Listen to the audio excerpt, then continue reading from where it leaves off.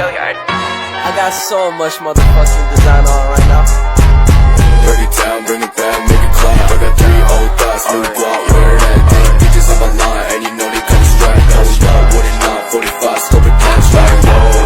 How you fucking with these hoes up? Konsep dasar perkembangan.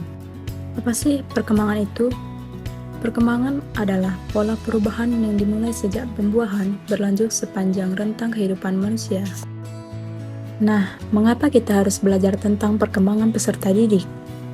Dengan mempelajari tentang perkembangan peserta didik, kita sebagai calon pendidik akan lebih mudah dalam menghadapi dan memahami mereka. Perkembangan berkaitan dengan pertumbuhan. Dalam pertumbuhan, terdapat penurunan hingga kematian. Berikut ada beberapa pembahasan tentang perkembangan. Baik, di sini saya akan menjelaskan beberapa hal tentang perkembangan. Pertumbuhan dan perkembangan dramatis selama 2 dekade. Yang pertama, yaitu kehidupan dari masa bayi hingga remaja. Selanjutnya, pada masa dewasa awal akan sedikit mengalami perubahan bahkan penurunan. Banyak perubahan yang terjadi dalam 5 atau 6 dekade setelah masa remaja atau ketika memasuki dewasa pertengahan hingga akhir. Perkembangan dipengaruhi oleh faktor biologis, sosiokultural, dan individu.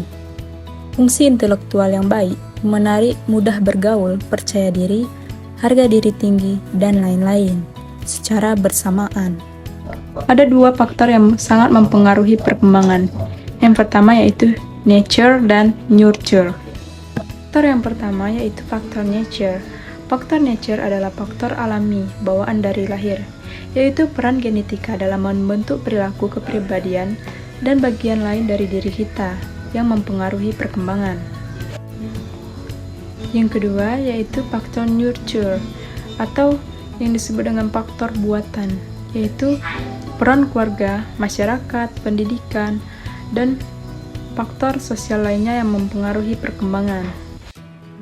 Berikut beberapa karakteristik perkembangan. Yang pertama, perkembangan itu seumur hidup, di mana masa dewasa awal bukanlah titik akhir perkembangan. Sebaliknya, tidak ada periode usia yang mendominasi perkembangan. Yang kedua, perkembangan bersifat multidimensi, di mana perkembangan memiliki dimensi biologis, kognitif, dan sosio-emosional. Yang ketiga, perkembangan bersifat multidireksional, yaitu sepanjang hidup, beberapa dimensi atau komponen dari suatu dimensi mengembang dan yang lain menyusut. Yang keempat, perkembangan memiliki plastisitas. Plastisitas berarti kemampuan untuk berubah. Misalnya di usia 70-an melalui pelatihan pengembangan strategi untuk meningkatkan kemampuan intelektual.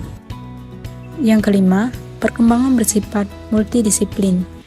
Disiplin ilmu lain seperti psikolog, sosiologi, antropologi, ahli saraf, peneliti medis, dan lain-lain berkontribusi dalam ilmu perkembangan. Nah, yang terakhir, perkembangan bersifat kontekstual. Semua perkembangan terjadi dalam konteks atau setting, seperti keluarga, lingkungan, sekolah, kelompok sebaya, dan lingkungan kerja. Nah, materi selanjutnya yaitu ada periode perkembangan. Periode perkembangan yang pertama yaitu ada pranetal, yaitu masa konsepsi sampai lahir.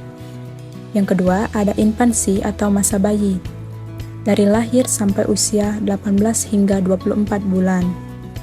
Yang ketiga yaitu masa kanak-kanak awal, terjadi pada usia 3-5 tahun.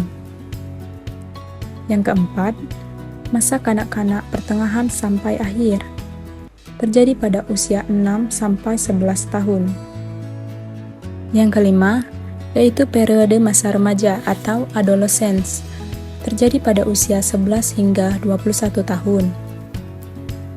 Yang keenam, periode dewasa awal, terjadi pada usia 20-an sampai 30 tahun. Yang ketujuh, dewasa pertengahan, terjadi pada usia 40-an sampai 50 tahun.